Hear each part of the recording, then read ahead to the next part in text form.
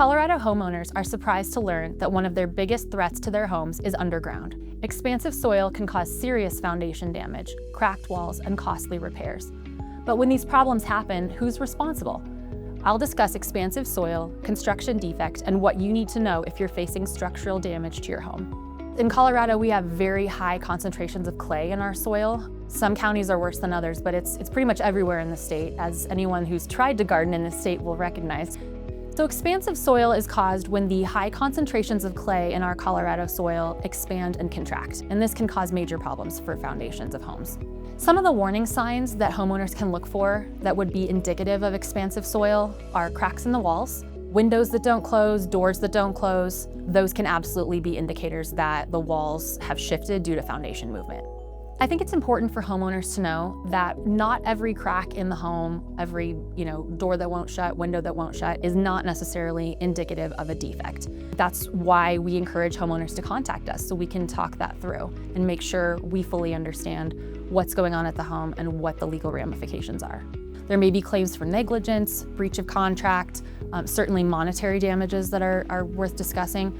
Colorado state statute requires that builders disclose the nature of the soil to potential buyers. They're required to provide a soil analysis report to the buyers. If you're buying a home from a private seller, they're required to disclose any known defects regarding the home as well. If you're a homeowner and you think that you have an expansive soil dispute brewing, I would highly recommend documenting the problem, taking photographs of the areas in question, and then reaching out to counsel as soon as possible. There are statute of limitations deadlines that are often running during this time. You just want to make sure you don't run afoul of those statutory requirements that can negatively affect your case. You may also want to consider contacting other expert contractors to give you an idea of what remediation and repairs are going to look like and what those repairs are going to cost. That often comes in handy during litigation later, and it gives the homeowner an idea of the scope of their damages. In my experience, the biggest challenges with these types of cases is causation and getting the case filed on time. Causation is often an issue in these types of cases because we have different contractors performing different scopes of work. When building a home, builders often blame landscapers for grading and water problems, and vice versa. So causation is something we like to talk about early because it is a top defense in these types of cases. So being able to connect those dots early is really important. When it comes to meeting deadlines for these types of cases, I think that's another huge challenge for homeowners trying to handle all of this on their own, and why I think it's so important that you have experienced counsel on board. There are numerous statutory pitfalls that can become a problem for homeowners trying to handle this on their own.